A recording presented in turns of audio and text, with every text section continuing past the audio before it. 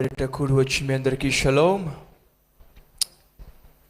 నా లైఫ్లో ఏ రోజు నేను ఇంత క్లోజ్గా ఉన్న వ్యక్తిని కోల్పోవడం, లేదా నాకు బాగా ఇష్టమైన వ్యక్తిని కోల్పోవడం, I think this is the first time. ఇలాంటి సిట్యువేషన్స్కి ఎలా రియాక్ట్ చేయాలో కూడా నాకు తెలియదు, కానీ అనుకోలేదు.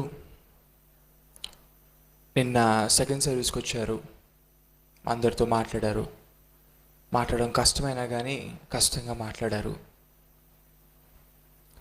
నానమ్మ నా చెయ్యి ఎప్పుడు పట్టుకుని వదిలిపెట్టదు, అట్లానే పట్టుకొని ఉంటుంది వెళ్ళిపోతానని.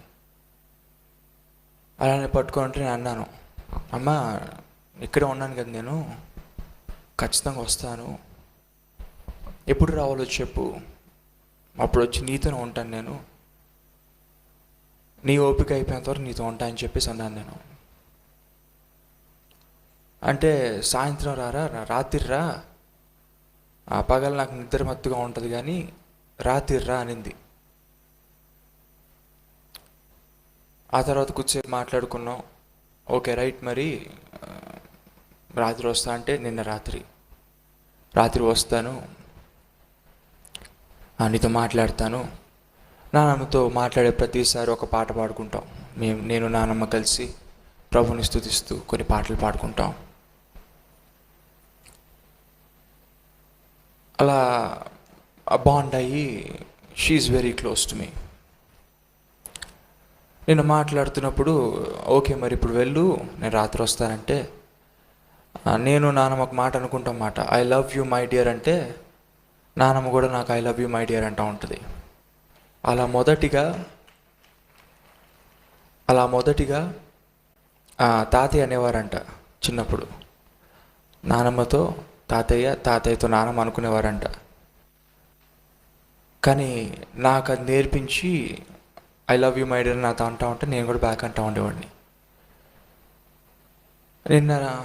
నిన్న సాయంత్రం మధ్యాహ్నం actually she said I love you my dear అంటే నేను కూడా I love you my dear అన్నాను. తర్వాత నాకే చెప్తావా, నాన్నగారికి చెప్పవా అన్న. అప్పుడు నాన్నగారి వైపు చూసి I love you my dear అనింది. అన్న తర్వాత డాడీ దగ్గరికి రా ఒకసారి, నేను కూడా ఫోటో తీస్తాను ఒకటి అని చెప్పేసి అని దగ్గర రమ్మంటే నేను వీల్ చైర్ తీసుకొని కొంచెం ముందుకెళ్ళాను. ఇందాక స్క్రీన్లో వేశారు దట్ ఈస్ ద పిక్చర్. నాన్నగారి వైపు చూస్తూ I love you my dear అనింది. అండ్ ఐ థింక్ నాకు వచ్చిన I love you my dear ఆవిడ నుంచి అదే చివరిసారి.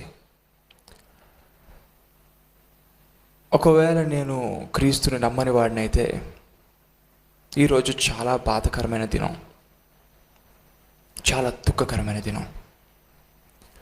నేను నాన్నగారి దగ్గరికి వచ్చి నేను బాధపడుతున్నప్పుడు ఒక మాట అన్నారు నాన్నగారు,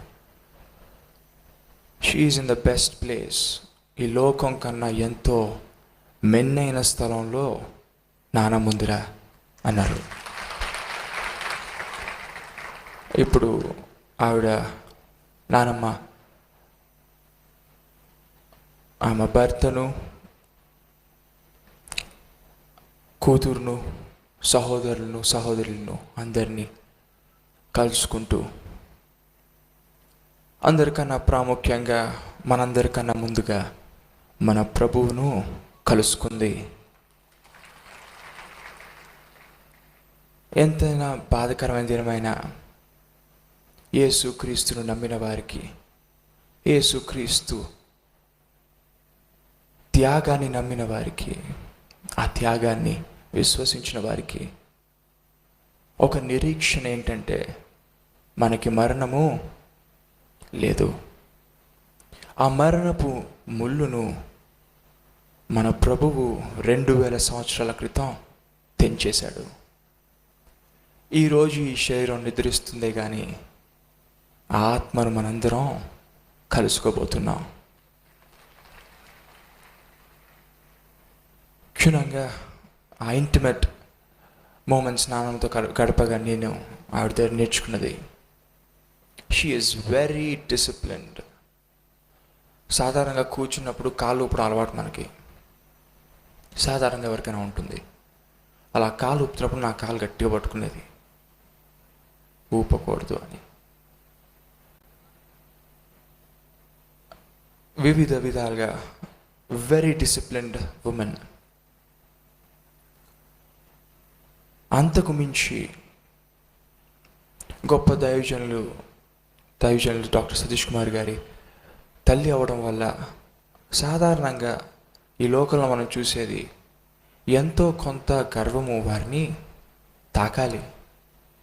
కానీ నా జీవితంలో ఆమెతో గడిపినంత కాలం ఒక్క పరిస్థితిలో కూడా ఆమె గర్విస్తే, ఆమెకి గర్వం ఇంతైనా ఉంది అని చెప్పగలిగే ఒక్క ఈవెంట్ను కూడా నేను నా కళ్ళతో చూడలేదు. సంపూర్ణమైన తగ్గింపుతో ఎవరు ఆవిడ దగ్గరికి వెళ్ళినా ఖాళీ చేతులతో వారిని తిరిగి పంపేది కాదండి. మన ఎగ్జిక్యూటివ్స్ అంటూ ఉంటారు, నా అందరికి వెళ్ళిన ప్రతి ఒక్కళ్ళు అంటూ ఉంటారు, చివరికి నేను కూడా ఎరా టీ తాగుతావా అని చెప్పి ఎవరితో టీ పెట్టించి నాకు టీ ఇప్పించేది. అమ్మ ఎప్పుడే తినొచ్చానమ్మా అన్న కుదరదు, ఖచ్చితంగా టీ తాగేసే వెళ్ళాలి. సో గొప్ప ఇచ్చే గుణం పూడ్చుకునే గుణం కానే కాదు, ఇచ్చే గుణం. అలా ఎక్కువగా ఇచ్చేవారిని దేవుడు కొన్నిసార్లు తొందరగా తీసుకుంటాడు. కానీ వారి దగ్గర నుంచి మనకొక పాఠాన్ని వాళ్ళు విడిచిపెట్టి వెళ్తారు. So some great lessons I've learned. Grandmother, నాన్నమ్మ దగ్గర నేను నేర్చుకున్నాను. And I'll be waiting to see her soon. నాన్నమ్మని త్వరలో చూడడానికి, దేవుని సమయంలో చూడడానికి వేచి ఉంటాను. Thank you all for coming.